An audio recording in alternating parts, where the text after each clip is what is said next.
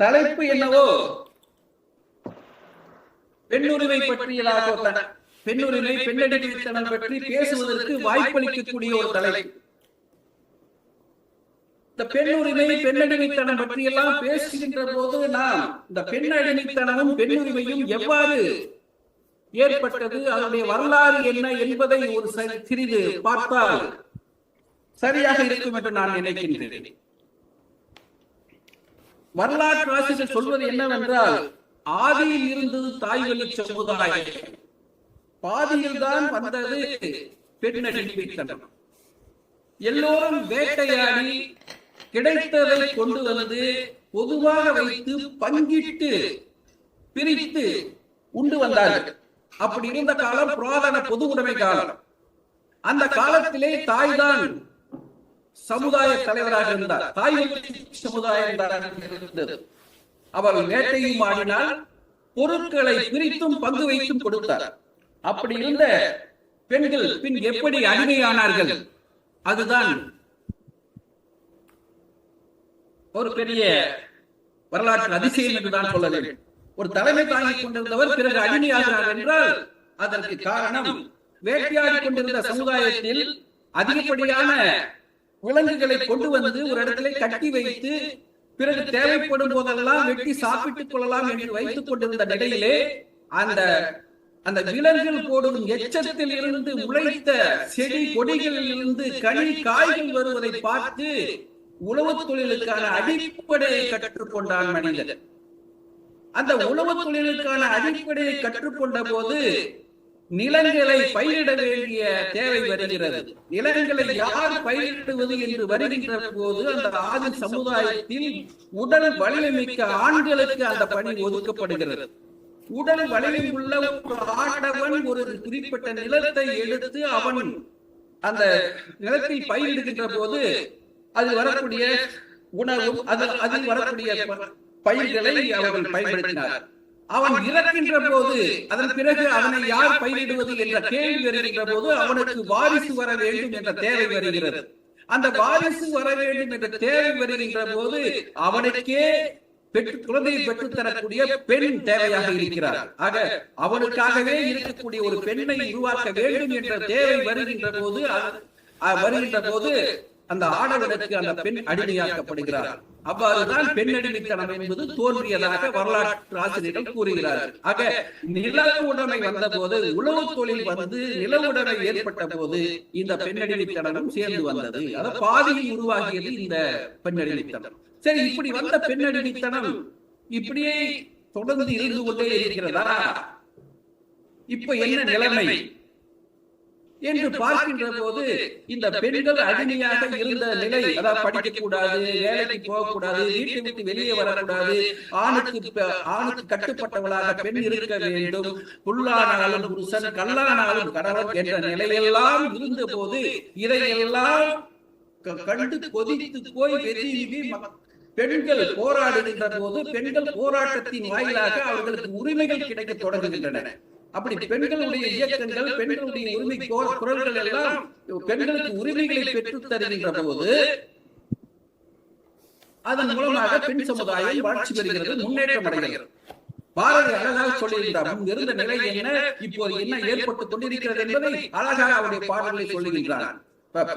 வீட்டுக்குள்ளே பெண்ணை பூட்டி வைப்போம் என்ற விந்தை மனிதர்கள் தலைகவிழ்ந்தால் ஏட்டை பெண்கள் தொடுவது தீமை என எண்ணி இருந்தவர் வாழ்ந்து விட்டார். பட்டங்கள் ஆள்வதும் சட்டங்கள் செய்வதும் பாரினர் பெண்கள் நடத்த வந்தும் எட்டு மாறினின் ஆணுக்கு பெண் நிலை பிள்ளை காணட்டு கும்மியடி என்று கும்மியடி பாடலிலே பெண்களுடைய நிலை அடிமைத்தனத்தையும் அதன் பிறகு அவர்கள் முன்னேறி வரக்கூடிய நிலையை சொல்லுகின்றார் மகாகவி பாரதி. கல்வி பெறுகிறார்கள், வேலைக்கு செல்கிறார்கள், சொத்தில் உரிமை வளர்க்கப்பட்டிருக்கிறது, சொத்துக்கள் சேர்க்க முடிகிறது, வசதி வாய்ப்புகள் இருக்கின்றன, தனியாக வாழ முடியும் என்ற ஒரு சூழல் வருகின்றது. ஆக இந்த பெண்கள் உரிமை பெற்றிருக்கிறார்கள், முன்னேறி வருகிறார்கள் என்பதே மாற்று கருத்து கூறுவதற்கு வாய்ப்பு குறைவாக தெரிகிறது. ஆனாலும் மகாத்மா காந்தியடிகள் என்ன சொன்னார்? ஒரு பெண் நடு இரவில் தன்னுடைய உடலில் நகைகளை அணிந்து கொண்டு தன்னந்தனியாக சென்று விட்டு எப்போது பாதுகாப்பாக வீட்டுக்கு திரும்பி வரக்கூடிய சூழ்நிலை உருவாகிறதோ அன்றுதான் பெண் உரிமை படைக்க போகிறார் என்று சொல்லவில்லை, நாடே உரிமை பெற போகிறது என்று சொன்னார். நாட்டுக்கே அப்போதுதான் சுதந்திரம் வந்ததாக கூற முடியும் என்று சொல்கிறார். ஆக பெண்ணுக்கு எப்போது பாதுகாப்பான நிலைமை ஏற்படுகிறதோ அப்போதுதான் நாட்டுக்கே சுதந்திரம் என்பது மகாத்மா காந்தியடிகளுடைய கருத்தாக இருக்கிறது. ஆக அப்படிப்பட்ட சூழ்நிலை இன்று இருக்கிறதா? பெண்களுக்கு பாதுகாப்பு இருக்கிறதா? தினதினம் நாளேடுகளை புரட்டினால், ஊடகங்களை பார்த்தால் அது வரக்கூடிய செய்திகள் எல்லாம் என்னவாக இருக்கிறது? பெண் கொடுமை, அதுவும் பாலியல் கொடுமை, பெண்கள் குழந்தைகள் சீரழிக்கப்படுகிறார்கள். எங்கேயா பெண் உரிமை வந்துவிட்டது? எங்கேயா இருக்கிறது பெண் உரிமை என்ற கேள்வியை ஒரு பக்கம் எழுப்புகிறார்கள். ஆக பெண் உரிமை, சிசு கொலை முடிந்ததா? வரலாற்றை கொடுமை நின்று போனதா? பெண் குடும்ப வன்முறை முடிந்ததா? பாலியல் கொடுமைகள் நின்றதா? ஆக இவையெல்லாம் இருக்கிறது. எங்கேயா பெண்களுக்கு உரிமை வந்தது? பெண்கள் முன்னேற்ற பாதை உள்ளதாக எப்படி சொல்ல முடியும்? இதுதான் இன்று ஒரு சாரார் எழுப்பக்கூடிய கேள்வி. பெண்கள் சமுதாயம் முன்னேறி செல்லவில்லை, பின்னடைவை சந்திக்கிறது என்பதற்கு இதுதான் காரணம். ஆக இப்படியாக ஒரு பக்கம் பெண்கள் முன்னேறி வருகிறார்கள், ஒரு பக்கம் பெண்கள் பின்னடைவை காண்கிறார்கள் என்று இருதரப்பிலும் கருத்துக்களை முன்வைத்து, வாதங்களை முன்வைத்து, தரவுகளை முன்வைத்து வாதிடுவதற்காக காத்திருக்கக்கூடிய சூழ்நிலையிலே இடியும் அவர்களுக்கு ஒரு தடையாக இல்லாமல் விடை கொடுத்து முகமாக அவர்களை வருகிறவர்கள் அழைத்து பேச வைக்கும் முகமாக நான் இப்போது அணியினரை அழைக்கின்றேன். பட்டிமன்றம் ஒரு இறுதி கட்டத்துக்கு நெருங்கிவிட்டது. ஆனால் ஒரு கடினமான கட்டம் தான் என்ன பொறுத்த வரைக்கும். ஒரு இரண்டு தரப்பும் வலுவாக மோதி இருக்கிறது. இதில் எது சரி எது தவறு என்று அலசி ஆராய்ந்து முடிவு சொல்வது என்பது ஒரு கடினமான பணிதான். நிச்சயமாக அந்த கடினமான பணி என்னை கொஞ்சம் தடுமாறத்தான் வைக்கிறது என்றுதான் நினைக்கின்றேன். இதில் முன்னேற்றம் என்ற அணிக்கு நிறைய தரவுகள் தரப்பட்டுள்ளன. கடைசியாக வெள்ளை தாளில் ஒரு சிறு புள்ளி ஏதோ ஒரு மூலையில் இருக்கிறது, அதை பார்த்துக் கொண்டு தாளே வீணாக போய்விட்டது என்று சொல்லக்கூடாது என்று சொல்லியிருக்கின்றார் முன்னேற்ற பாதை அணியின் தலைவர். அதே சமயத்தில் இதையும் அப்போது இதையும் ஞாபகம் வருகிறது. ஒரு பானை பாலில் ஒரு துளி விஷம் சேர்ந்தாலும் என்ன ஆகும் என்று ஒரு பழமொழி சொல்லுவார்கள் அல்லவா? அப்படி ஒரு வெள்ளைத்தாளில் ஒரு சிறு புள்ளியை பெரிதாக்குவதா, ஒரு பாலில் சேர்க்கப்படும் ஒரு சிறு கொஞ்சம் விஷத்தை பெரிதாக பார்ப்பதா என்ற கேள்விதான் இப்போது என் முன்னால் நிற்கிறது. இப்போ நாம ரெண்டு தரப்புமே நல்ல தரவுகள் பெறப்பட்டிருக்கின்றன. பொதுவாக பின்னடைவு அணியில் சொல்லப்பட்டுள்ள விஷயங்கள் இந்த பெண்களுக்கு பெண்களே எதிரியா இருப்பாங்க சொல்றாங்க இல்லையா? அப்படி சொல்றாங்க இல்லையா? அது போல பெண்கள் எப்படி தப்பு பண்றாங்க அப்படிங்கிற விஷயத்தையே பலரும் வழிவகை சொல்லியிருக்காங்க. பாருங்க, பெண்கள் டிஸ்க் ஆட போறாங்க, பெண்கள் ஆடை செய்யறாங்க, மது அருந்துறாங்க, இதெல்லாம் பாத்தீங்களா? இப்படி எல்லாம் பார்த்தா இது என்னங்க முன்னேற்றம், இது என்னங்க முன்னேற்றம்னு கேள்வி எல்லாம் எழுப்பியிருக்கீங்க. ஆனா உண்மைகள் இருக்கத்தான் செய்து, உண்மைகளை நாம மூடி மறைக்க முடியாது அல்லவா? சில இருக்குது, சில நடக்குது. ஆனா உங்க தரப்பையே நீங்க சொல்லும் போதே சொல்லுவீங்க, எல்லா பெண்களும் கெட்டவர்கள் என்று நாங்கள் சொல்லவில்லை, எல்லா பெண்களும் மோசம் என்று சொல்லவில்லை, கொஞ்சம் அங்கன்று இங்கொன்றுவாக சில இருக்கிறது, அதையெல்லாம் பார்க்க முடிகிறது என்றுதான் சொல்லி இருக்கிறார்கள். ஆக அவர்களே இது சமுதாயம் முழுவதற்குமான ஒரு நிலைப்பாடு. பெண்கள் எல்லோரும் மோசமாகிவிட்டார்கள், பெண்களை அப்படித்தான் எடுத்துக்கொள்ள வேண்டும், எல்லாம் மோசமானங்களா எடுத்துக்கொள்ள. ஒரு படத்துல குத்துங்கய்யா குத்துங்க, பெண்கள் எல்லாம் இப்படித்தான் ஒரு வசனம் வருது, அது போல பெண்கள் ஆகிவிட்டார்கள் என்று சொல்ல முடியாது என்பதை அந்த அணியினரே ஒத்துக்கொண்டார்கள். ஆக ஏதோ ஒரு சில உதாரணங்கள், ஒரு சில பேர் செய்கிறார்கள். எல்லா இடத்திலும் ஆண்கள் ஏதோ பெண்கள் தான் கெட்டு போயிட்டாங்க, ஆண்களும் கெட்டு, அதாவது பெண்ணா இருந்தாலும் ஆணா இருந்தாலும் எல்லா தலைவர்களும் நல்லவர்களும் இருக்கிறார்கள், கெட்டவர்களும் இருக்கிறார்கள். நல்லவர்கள் கொஞ்சம் பாதி இருக்கிறார்கள், கெட்டவர்கள் கொஞ்சம் பாதியோ அல்லது ஏதோ ஒரு அளவு இருக்கிறார்கள். ஆக ஒரு சில கெட்ட சம்பவங்களை ஒரு மட்டும் நம்ம உதாரணமாக எடுத்துக்கொண்டு அதுதான் சமுதாயம் முழுவதும் என்று போல நாம் பேசிவிட முடியாது. ஆக நாம் பார்க்க வேண்டியது என்னன்னு சொன்னா, ஆரம்பத்திலேயே அணித்தலைவர் பின்னடைகளுடைய அணித்தலைவர்கள் முதற்க சொல்லும் போதே ஆரம்பத்தில் சொல்லும் போதே சொன்னார், பெண்கள் முன்னேறி வருகிறார்கள் என்பதில் சிறிதளவும் ஐயம் இல்லை, ஆனால் பின்னடைவுகள் உள்ளன என்று சொன்னார். முன்னேறி வருகிறது என்பதை ஏற்றுக்கொள்ளலாம், ஆனாலும் பின்னடைவுகள் என்று சில உள்ளன என்பதை சொல்லித்தான் அவருடைய கருத்துக்களை கூற ஆரம்பித்தார். ஒவ்வொருவரும் சொல்லி வந்தார்கள். ஆக பார்க்கின்ற போது முன்னேற்றம் என்பதை ஓரளவு எடுத்துக்கொள்ளலாம் வேண்டும் என்பது போலதான் தெரிய வருகிறது. ஆக முன்னேறி பெண்கள் வேலைக்கு போகிறார்கள், கல்வி பெறுகிறார்கள், சொத்துக்கள் சேர்கிறது, சொத்துரிமை வழங்கப்பட்டிருக்கிறது. சொத்துரிமை சொல்ல போனால் 2005 வழங்கப்பட்டுள்ள மத்திய அரசு கொண்டு வந்துள்ள சட்டத்தின் மூலமாக பூர்வீக சொத்துக்களிலும் பெண்கள் சம உரிமை பெறுகிறார்கள். தமிழகத்தில் 1986 அந்த சட்டம் கொண்டு வந்தார்கள். எப்பவுமே பெண்களுக்கு உரிமை பெறுவதில் தமிழகம் முன்னோடி மாநிலமாக திகழ்கிறது என்பது மறுக்க முடியாத உண்மை. ஆக நாம் தமிழகத்தில் இருக்கிறோம், தமிழகத்தில் இருக்கக்கூடிய பெண்கள் முன்னேற்றமாகத்தான் இருப்பார்கள், முன்னேற்றம் அடைவார்கள் என்பதுதான் பார்க்க வேண்டியதாக இருக்கிறது. முன்னேற்ற பாதையில் சென்று கொண்டு இருப்பதில் எத்தனையோ உதாரணங்களை எடுத்துக்காட்டலாம் என்று மூலாதார சக்தி அவர்கள் எடுத்துக்காட்டினார். ஆக இருக்கிறது இல்லை என்று சொல்வதற்கு இல்லை.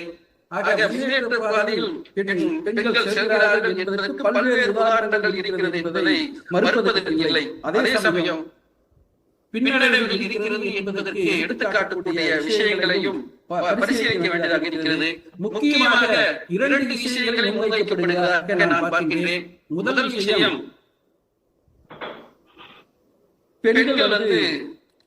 பெண்களுக்கு ஏற்படக்கூடிய வன்முறைகள், பெண் கொடுமைகள்.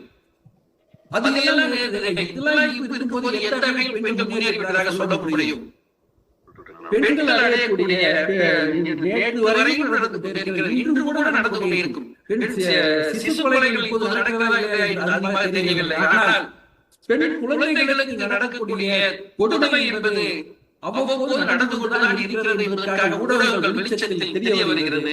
ஆக இது போன்று பெண் கொடுமைகள், பெண்களுக்கு நேர்கின்ற கொடுமை, குடும்ப வன்முறை, வரதட்சணை கொடுமை, கேலி பண்றது, கேலி செய்வது போன்ற பல்வேறு விஷயங்கள் சமுதாயத்தில் இன்னும் முடிந்து விடவில்லை, மறைந்து விடவில்லை.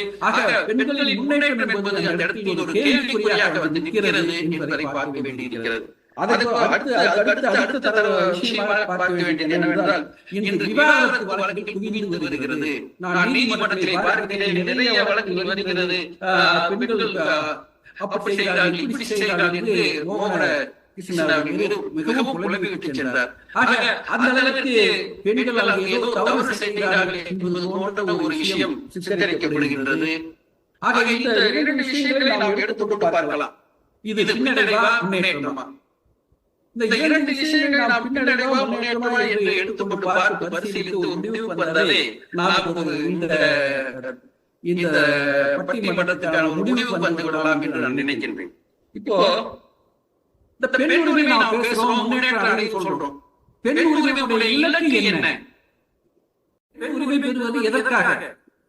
பெண் உரிமை எதற்காக? ஒரு இலக்கு இருந்தால், ஒரு பயணம் என்று இருந்தால்தான், இதை நோக்கி நாம் போகிறோம் என்று இருந்தால்தான் அதில் நாம் முன்னேறி செல்கிறோமா அல்லது பின்னேறி செல்கிறோமா என்று பார்க்க முடியும் அல்லவா? ஆக நம்முடைய இலக்கு என்ன? பெண்களுக்கு உரிமை பெறுவதற்கான இலக்கு என்ன? எதை நோக்கி அவர் பெண்கள் செல்கிறார்கள்? பெண்களுடைய இலக்கு என்னவாக இருக்க முடியும் என்ற கேள்விக்கு நாம் முதலில் விடை காண வேண்டியதாக இருக்கிறது. அப்படி பார்க்கின்ற போது மகாகவி பாரதியே அதுக்கு ஒரு பாடல் சொல்லியிருக்கிறார். என்ன சொல்லியிருக்கிறார்? காதல் ஒருவனை கைபிடித்து அவன் காரியம் ஆகிலும் கை கொடுத்து மாதர் அரங்கள் பழமையை காட்டிலும் மேன்மைகளை செய்து பால்வோமடி அப்படின்னு பாட்டு இல்லையா? மாதர் அரங்கள் பழமையை காட்டிலும் சிறப்பாக செய்வோம். முன்பிருந்த பெண்களுக்கு ஒரு அறங்கள் இருக்கிறது, மாதர் அறங்கள் இருக்கிறது. அந்த அறத்தை மேலும் மேன்மைகளை செய்யும்படியாக வாழ்வோம் என்று சொல்கிறார். அவர் பெண் உரிமை என்பது புதுமை பெண்களை பற்றி முதலில் பெரிதளவு பாடியது மகாகவி பாரதி தான். மகாகவி பாரதி பாடிய அந்த புதுமை பெண்ணுடைய இலக்காக அவர் சொல்வது ஏதோ பெண்கள் பெண் உரிமை பெற்று எங்கோ போய் என்னவோ பண்றது இல்ல, அவங்க மாத அரங்களை இன்னும் சிறப்பா செய்யணும் அப்படின்னு சொல்லி மகாகவி பாரதி சொல்லி இருக்கிறார். அடுத்து பார்ப்பதுன்னா பாவேந்தர் பாரதிதாசன் ஒரு கவிதையில் சொல்கிறார், தன் பெற்று தன் பிள்ளை சோறு வீடு வீண்டு தானுண்டு என்போ சின்னதொரு உள்ளம் போல் கடல் உள்ளம் கொண்டு சொல்லிட்டு வர்றாரு. அந்த பாடல் நீங்க எல்லாரும் கேட்டிருப்பீங்க. அதுல கடைசியில் சொல்லுவார், அன்புள்ளம் தாயுள்ளம் பெரிய உள்ளம் தூய உள்ளம், தூய உள்ளம் அன்புள்ளம் பெரிய உள்ளம் தொல்லுலக மக்கள் எல்லாம் ஒன்றே என்னும் தாயுள்ளம், தொல்லுலக மக்கள் என்னும் தாயுள்ளம் தனிலன்றோ இன்பம், அங்கே சண்டை இல்லை தன்னலம்தான் தீர்ந்ததாலே. அங்க தன்னலம் இல்ல, சண்டை இல்ல, ஆக மக்கள் எல்லாம் ஒன்று, மக்கள் எல்லாம் ஒன்று என்ன சமத்துவம், ஆக சமத்துவம் இருக்கிறது, சண்டை இல்லாமல் இருக்கிறது, தன்னலம் இல்லாமல் இருக்கிறது. ஆக அப்படி ஒரு சமுதாயம் உருவாக்குவது எது உருவாக்குவது, அப்படி ஒரு சமுதாயத்தை உருவாக்குவது எது? தாயுள்ளம். ஆக தாயுள்ளத்தினுடைய நோக்கம் என்ன? தாய் என்ன செய்யணும்? தாயுடைய நோக்கம் என்னவாயினா அங்கு சமத்துவம் இருக்கணும், நல்ல உலகம், சண்டை இல்லாத உலகம் இருக்கணும், தன்னலம் இல்லாத உலகம் இருக்கணும். அப்படிப்பட்ட உலகம் நல்லதொரு சமுதாயத்தை உருவாக்க வேண்டியதும் பெண் உரிமையினுடைய நோக்கம், இலக்கு என்பதை நாம் புரிந்து கொண்டால், ஆக ஒரு நல்ல சமுதாயத்தை உருவாக்குவதற்கு, நல்ல குடும்பத்தை உருவாக்குவதற்கு, நம் ஏற்கனவே இருந்த மாத அரங்கங்களை எல்லாம் மேலும் சிறப்புற செய்வதற்கு அந்த பெண் உரிமை பயன்படக்கூடியதாக இருக்க வேண்டும். பெண்கள் பெறும் உரிமை, பெண்கள் அடிமை நிலை தலையில் இருந்து முன்னேறி வருவது என்பது இப்படிப்பட்ட ஒரு சமூக நோக்கோடு செயல்படுவதற்கு, ஒரு நல்ல சமுதாயம் உருவாவதற்கு, ஒரு நல்ல குடும்பம் உருவாவதற்கு உதவக்கூடியதாக இருக்க வேண்டும். ஆக இப்படிப்பட்ட அந்த இலக்கை அடைவதற்கு இடையிலிருந்து பின்னடைகிறார்களா பெண்கள்? ஒரு நல்ல சமுதாயம், ஒரு குடும்பம் சீரடைகிறது, கலாச்சாரம் சீரடைகிறது என்றால் சொல்லப்படுகிறது அல்லவா? அப்படி என்றால் அதெல்லாம் ஒரு பின்னடைவு தானே. பெண்களுடைய கலாச்சாரம் சீரடைகிறது, குடும்பம் சிதைகிறது. இன்னைக்கு பெண்கள் சொத்து உரிமை கொடுக்கப்பட்டுள்ளது. உரிமை கொடுக்கப்பட்டதனுடைய விளைவாக பெண்கள் நிறைய சொத்து உரிமை கேட்டு வழக்குகள் தாக்கல் செய்கிறார்கள். அவர் விவாதத்து வழக்கை மட்டும்தான் சொன்னார். நீதிமன்றத்தில் விவாதத்து வழக்கு மட்டுமல்ல, சொத்துரிமை கேட்கக்கூடிய வழக்குகளும் வருகிறது. அதனால் பெற்றோர் குடும்பத்தோடு சண்டையிட்டுக் கொண்டு பிரிகின்ற சூழல், பெற்றோர் வீட்டுக்கே போக முடியாத சூழல் எல்லாம் வருகிறது. அண்ணன் தம்பி மானூத்து மந்தையில மாங்குட்டி பெத்த மயிலே சொல்லி படத்துல ஒரு பாட்டு வரும். அப்படி தங்கைக்கு சீர் கொண்டு செல்வான் அண்ணன். ஆக சீர்கொண்டு அண்ணன் சீர் கொடுக்கக்கூடிய சமுதாயம் என்று இருந்தது. இன்றும் வரதட்சணையை சீதனம் கொடுக்கக்கூடிய சூழல் இருக்குதானே தெரிகிறது. சீதனத்தைத்தான் வரதட்சணை என்று சொல்கிறார்கள். விரும்பி கொடுத்தால் சீதனம், விரும்பாமல் கொடுத்தால் வரதட்சணை, அவ்வளவுதான் வித்தியாசம். வரதட்சணை கேட்பது கொடுப்பது குற்றம், அதே சீதனமாக கொடுத்தால் குற்றம் இல்லை. அந்த சீதனமாக கொடுப்பதற்கு லிஸ்ட் எடுத்துக்கணும், லிஸ்ட் எடுத்து கொடுத்தணும். அந்த சீதனம் எல்லாம் பெண்ணுக்கு தான் உரிமை, அதில் ஆண் உரிமை கோர முடியாது. இதுதான் சட்டம். ஆக இன்று வரதட்சணை கொடுமை தடுப்பு சட்டம் இருக்கிறது.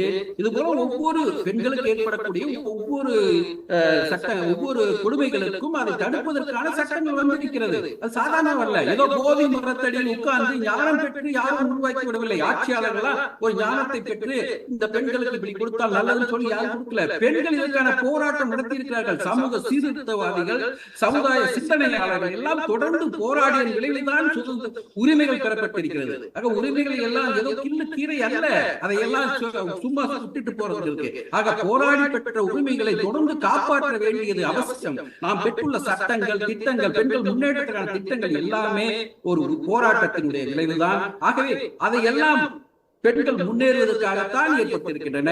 பெண்கள் முன்னேற்றத்தை நோக்கித்தான் அவர்களை ஒன்று செல்வதற்காக அவையெல்லாம் உருவாகி இருக்கின்றன. அப்படி உருவான அந்த விஷயங்களை எல்லாம் தொடர்ந்து முன்னெடுப்பதற்கு எது பின்னடைவாக வருகிறது? அவர்கள் இலக்கை நோக்கி செல்வதிலே எது பின்னடைவாக நிற்கிறது? இன்னைக்கு பெண்களுக்கு கொடுமை ஏற்கிறது, கொடுமைப்படுத்தப்படுகிறார்களே. பெண்கள் விவாதத்தை கேட்டு போறாங்களே, இதனால குடும்பம் சிதைகிறது, கலாச்சார சீரழிவு வருகிறது. இதுவெல்லாம் ஒரு கேள்வியாக எழுகிறது. இப்படி முன்னேற்ற பாதையிலே இது எல்லாம் என்ன? இப்படி வரக்கூடிய சங்கதிகள் எல்லாம் என்ன? அவையெல்லாம் முட்டுக்கட்டைகள், அவையெல்லாம் முட்டுக்கட்டைகள், முன்னேற்ற தடைகள். அப்படித்தான் பார்க்கணும். அப்படி பார்க்கின்ற போது முட்டுக்கட்டைகள் முன்னேற்ற தடைகள் என்று பார்க்கின்ற போது அவற்றை என்ன செய்ய வேண்டும்?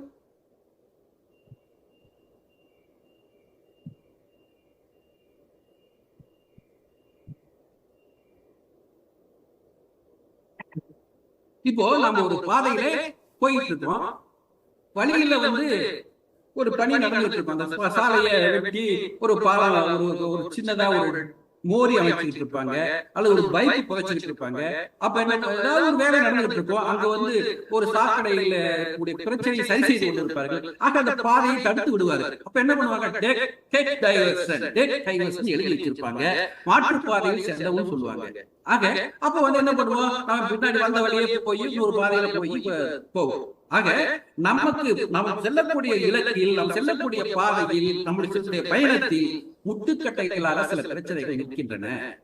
இல்லை என்று சொல்வதற்கு இல்லை. நீங்கள் பின்னடைவில் என்று சொல்லியுள்ளவை எல்லாம் முன்னேற்ற பாதையில் எதிர்கொள்ளக்கூடிய முட்டுக்கட்டைகள். பெண்கள் இன்னைக்கு ஆடை கலாச்சாரத்துல ஒரு மோசமா நடந்துக்கிறாங்க, கலாச்சாரம் மாற்றி போச்சு, இதெல்லாம் சொல்றீங்க இல்லையா? சில எக்ஸசிவ் இருக்கத்தான் செய்யும். எங்கேயுமே சில என்ன சொல்றது, எக்ஸசிவ்னா மிக கொஞ்சம் அந்த அதிகார அத்துமீறல்கள் கொஞ்சம் இருக்கதான் செய்யும். உரிமைகளை கோரி பெறுகின்ற போது கொஞ்சம் அதிகப்படியாக எக்ஸசிவ் வரைமுறை கடந்து வரம்பு கடந்து செல்லக்கூடிய சூழ்நிலை, எல்லை கடந்து செல்லக்கூடிய சூழ்நிலை சிலருக்கு வரும், எல்லோருக்கும் கிடையாது. அதை பொதுமைப்படுத்த முடியாது, எல்லாம் பொதுவானது அப்படின்னு சொல்லிட முடியாது. ஏதோ ஒரு சில 1-2 அந்த மாதிரியான பிரச்சனைகள் இருக்கும். எல்லா விவாதத்து வழக்குகளும் தவறானது சொல்ல முடியாது. பெண்கள் கோர்ட்டுக்கு நீதிமன்றத்துக்கு வந்திருக்கு, இப்ப வாழவே முடியாது, சந்தேக பேரு வழியா இருப்பா, அடிச்சு உரைச்சு துன்புறுத்துவனா இருப்பா, வாழவே முடியாத சூழ்நிலையில அவங்க எப்படி வாழ்ந்துட்டு இருக்கிறது? கல்லாடாரும் கண்ணால் கணவன் புல்லாடாரும் புருஷன் எவ்வளவு காலத்துக்கு அவங்க வாழ்க்கையை சீரழித்துக் கொண்டிருப்பது? அது அவர்களுக்கு விடுதலை வேண்டும் அல்லவா? அப்படிப்பட்டவர்கள் விவாதத்தை கேட்கின்ற போது அது சரியானதானே என்று சொல்லத்தான் ஆக வேண்டும். ஆக எல்லா பெண்கள் சில இடங்கள்ல அனுசரித்து செல்ல முடியாம, ஆணும் பெண்ணும் சமம், அனுசரித்து வாழ்ந்தால் சுகம் சொல்லுவாங்க. அந்த மாதிரி அனுசரித்து வாழ்ந்த முடியாம சின்ன சின்ன பிரச்சனைகள், பெரிய பிரச்சனைகள் இருக்காது, ஆனா சின்ன சின்ன பிரச்சனைகள் கொஞ்சம் ஈகோ வரும். நான் பெரியவனா, நீ பெரியவனா, நான் சொல்றது சரியா, நீ சொல்றது சரியா, ஈகோ வரும். அப்படி வரக்கூடிய பிரச்சனைகளில் சில சமயம் கொஞ்சம் தவறான முறையில் முடிவெடுக்கலாம், விவாதத்துக்கு போகலாம், அதெல்லாம் நடக்கும். சில தவறுகள் நடக்கும். ஆனால் எல்லாமே தவறுகள் என்று சொல்லிவிட முடியாது. விவாதத்துக்கு கேட்பதெல்லாம் தவறுகள் என்று சொல்ல முடியாது. இவ்வளவு காலம் ஆண்கள் கேட்டுக் கொண்டிருந்தார்கள், ஆண்கள் தப்பு செய்து கொண்டிருந்தார்கள், ஆண்கள் மட்டுமே விவாதத்தை கேட்டு வந்தார்கள். இன்று பெண்கள் விவாதத்தை கேட்கிறார்கள். பெண்களிலும் சில பேர் தவறான முறையில் கேட்கலாம், சரியான முடிவு இல்லாமல் தவறான முடிவில் கேட்கலாம். இது ஒரு வளர்ச்சி கட்டம். வளர்ச்சி கட்டத்தில் தவறுகள் இந்த பக்கம் அந்த பக்கம் இருந்துட்டே தான் இருக்கு. காலப்போக்கில் என்ன ஆகும்? ஆண்களும் உணர்வார்கள். நாம இனிமேலாம் முன்ன மாதிரி எல்லாம் சேர்ந்தா பருப்பு வேகாது, பெண்களை ஒரே அடிமைப்படுத்திக்கிட்டு கொடுமைப்படுத்திக்கிட்டா இருந்தா ஆகாதியா, அவங்க விவாதத்துக்கு போயிடுவாங்க அப்படின்னு சொல்லி ஒரு நிலைமை அவர்கள் உணர்வார்கள். அப்ப வரும்போது பெண்களுக்கு மதிக்க வேண்டும், பெண்களை மதிக்க வேண்டும், பெண்களுக்கு சுதந்திரம் தர வேண்டும், விடுதலை தர வேண்டும், அவர்களை நாம் அனுசரித்து செல்ல வேண்டும் என்ற நிலைக்கு ஆண்கள் இறங்கி வருவார்கள். பெண்களும் அதே போல விவாதத்தை வாங்கிட்டு தனியா போய் கஷ்டப்பட்டுட்டு அதுல அவங்க சந்திக்கக்கூடிய பிரச்சனைகளை சந்திக்கின்ற போது அந்த பிரச்சனையின் அடிப்படையில் அவர்களும் சில முடிவுக்கு வருவார்கள். நாம் தவறு செய்து விட்டோம், நாம் எங்கோ ஒரு தவறு செய்தோம், கொஞ்சம் அனுசரித்து போயிருக்கலாம், அந்த வாழ்க்கையில் நாம் நல்லபடியாக இருந்திருக்கலாம் என்று அவர்கள் உணர்வார்கள். இப்படி காலப்போக்கில் 2 தரப்பிலுமே மாற்றங்கள் வரும், ஏற்ற இறக்கங்கள் வரும். அப்படி வருகின்ற போது அனாவசியமாக விவாதத்தை கேட்பது என்பது போய்விடும்.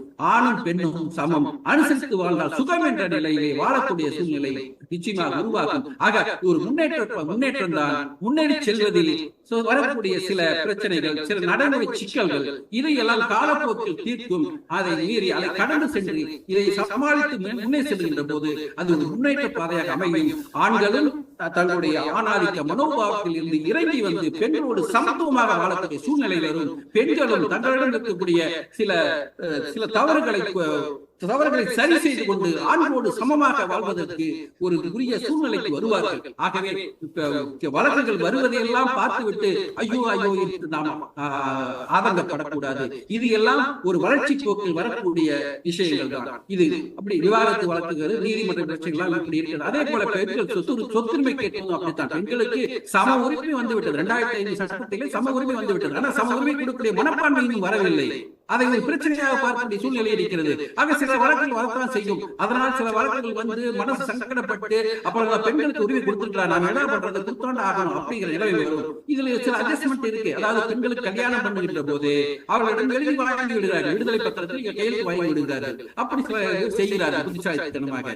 ஆக அதன் மூலமா அவர்கள் தங்களுடைய அண்ணன் தம்பிகளிடம் உள்ள பாசம், பெற்றோர்களிடம் உள்ள பாசத்தினால் சரி நமக்கு சீதனங்கள் நிறைய கொடுத்து விட்டார்கள், அந்த அடிப்படையில நாம் நம்முடைய உரிமையை விட்டுக் கொடுப்போம் என்று அட்ஜஸ்ட் பண்ணி கொடுத்து விட்டு தன்னுடைய பெற்றோருடைய குடும்பத்தோடு சகோதரருடைய குடும்பத்தோடு தொடர்ந்து நல்ல சுகமமான வாழ்நிலையில் இருக்கக்கூடிய இருக்கிறார்கள். ஆக அது சரியா என்றால் அது நியாயமான அளவுக்கு இருக்கணும். ரெண்டு பக்கமும் அதாவது அப்படி விடுதலை பண்ணுகின்ற போது அவர்களுக்கு கொடுத்த சீதனம் அதற்கு ஈடாக இருக்க வேண்டும். அது மாதிரி பார்த்துக் கொள்ள வேண்டும். இப்படி சில காலப்போக்கு இப்படி பல வரக்கூடிய பிரச்சனைகள், நடைமுறை சிக்கல்கள் எல்லாம் படிப்படியாக சீரமைந்து இது ஒரு முன்னேற்ற பாதைகளை கொண்டு செல்லும் என்பது நாம் பார்க்க வேண்டியது. அத வன்கொடுமை என்று பார்க்கணும் என்றால் வன்கொடுமை பிரச்சனை வருகின்ற போது அது இன்று நிறைய தெரிய வருகிறது.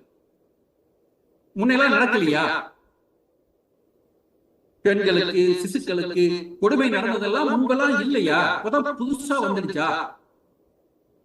முன்பும் இருந்தது. பல பேர் சொல்றாங்க, சொல்றதுதான் நான் சொல்றேன். எப்போதும் இருக்கிறது. எல்லா காலகட்டங்களிலும் இந்த தவறுகள் நடந்து கொண்டுதான் இருக்கிறது. இப்போது வெளிப்படுகிறது. ஊடகங்கள் உத்து பார்த்துக் கொண்டிருக்கின்றன, அது வெளிச்சத்துக்கு கொண்டு வருகின்றன, அதன் மூலம் வெளியே வருகிறது. ஆக எப்போதும் இருந்து கொண்டிருந்தது மூடி மறைக்கப்பட்டுக் கொண்டே இருந்தது, இன்று வெளியே வருகிறது. வெளியே வரும்போது கொஞ்சம் அசிங்கமாக இருக்கிறது, அவமானமாக இருக்கிறது. ஆனால் இப்படி இருந்தால்தான் இதனால் என்ன ஒரு பிரச்சனை வருகின்ற போது அதை கண்டிக்கக்கூடியவர்கள், எதிர்க்கக்கூடியவர்கள் வருகிறார்கள். ஆக இது பெரிய அநீதி நடந்து விட்டது, அந்த அநீதி நடந்தவர்களுக்கு ஒரு தண்டனை தரப்பட வேண்டும் என்ற உணர்வு வருகிறது, விழிப்புணர்வு வருகிறது. இது ஒரு தவறு நடக்காமல் இருப்பதற்கு என்ன செய்ய வேண்டும் என்ற ஒரு யோசனை வருகிறது, சிந்தனை வருகிறது. ஆக வன்கொடுமைகள் இது படிப்படியாக என்ன நிலை கொண்டு போகும்? ஆண்களுக்கு ஒரு அச்ச உணர்வை ஏற்படுத்தும். இது போன்ற தவறுகள் செய்பவர்களுக்கு அச்ச உணர்வை ஏற்படுத்தும். அந்த அச்ச உணர்வு வருகின்ற போது அந்த குற்றங்கள் குறையும். ஆக இன்று வெளிச்சத்துக்கு வரக்கூடிய விஷயங்களை பார்த்துவிட்டு நாம் பெரிதாக குழம்பிக் கொண்டிருப்பதில் பயனில்லை. இதுவெல்லாம் வர வேண்டும். வந்தால்தான், வெளியே வந்தால்தான், இதில் இருக்கக்கூடிய பிரச்சனை வெளியே தெரிந்தால்தான் இதை சீர்படுத்துவதற்கு, சரிபடுத்துவதற்கான வழிவகை என்ன என்பதை நாம் அறிந்து கொள்வதற்கான சூழ்நிலை வரும். ஆக இவை எல்லாமே முன்னேற்றத்துக்கு தடைகள் மட்டுமே. முன்னேற்றத்தை தடுத்து முன்னேற்றத்தில் இருந்து போகக்கூடிய பின்னடைவுகள் அல்ல. முன்னேற்றம் தொடர்ந்து கொண்டிருக்கிறது. சில முட்டுக்கட்டைகள் வந்திருக்கின்றன. அவைகளை நாம் கடந்து செல்ல வேண்டும். அவைகளை நாம் சமாளித்துக் கொண்டு முன்னேற வேண்டும். அவ்வளவுதான். ஆகவே நாம் முன்னேற்ற பாதையில் தான் இருக்கின்றோம். பெண்கள் முன்னேற்ற பாதையில் தான் செல்கின்றார்கள். இந்த முன்னேற்ற பாதையில் அந்த முட்டுக்கட்டைகளாக உள்ளவற்றை நாம் சரி செய்துவிட்டு சமாளித்துக் கொண்டு முன்னேற வேண்டும் என்று கூறிக்கொண்டு இந்த பட்டிமன்றத்திற்கு இடையே ஒரு முடிவாக கூறி என்னுடைய பணியை இயன்ற அளவுக்கு சிறப்பாக முடித்து விட்டேன் என்ற நிறைவோடு என் அனைவருக்கும் நெஞ்சம் நிறைந்த நன்றியை தெரிவித்துக் கொண்டு, நல்ல வாய்ப்பு நல்கிய அனைவருக்கும் நெஞ்சம் நிறைந்த நன்றியை தெரிவித்துக் கொண்டு விடைபெறுகிறேன். நன்றி, வணக்கம்.